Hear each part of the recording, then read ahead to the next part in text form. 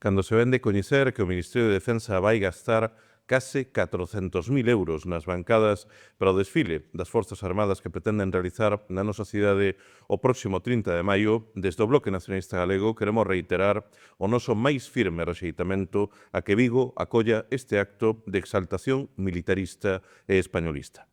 Un acto que, para alén do seu carácter casposo e arcaico, é claramente incoherente e incompatível coa defensa da paz nun contexto de crecente belicismo e é, ademais, un dispendio de recursos públicos absolutamente injustificável.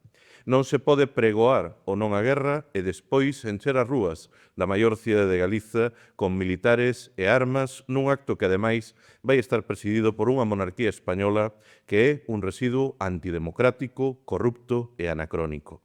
Desde o BNG dicimos alto e claro que a paz non se construe nin alenta con exhibicións de armamento. Non podemos aceptar actos de propaganda que só serven para tentar xustificar unha carreira armamentística da que tamén participa o goberno español, que só obedece aos intereses do imperialismo e da industria da guerra. A paz deféndese apostando de verdade na xustiza social, na cooperación, na solidariedade internacional e no respeto aos dereitos humanos e á soberanía dos povos e nacións do mundo.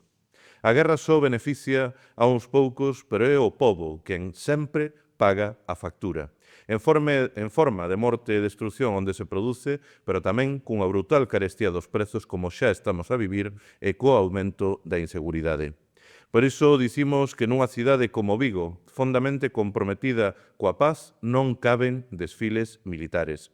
Polo que facemos un chamamento aos movementos sociais, ao tecido asociativo e ao conxunto da veciñanza da nosa cidade a expresaren o seu rexeitamento a este acto e reclamar que non se celebre, porque non queremos nin guerra, nin OTAN, nin gastos militares, o que queremos é paz e soberanía.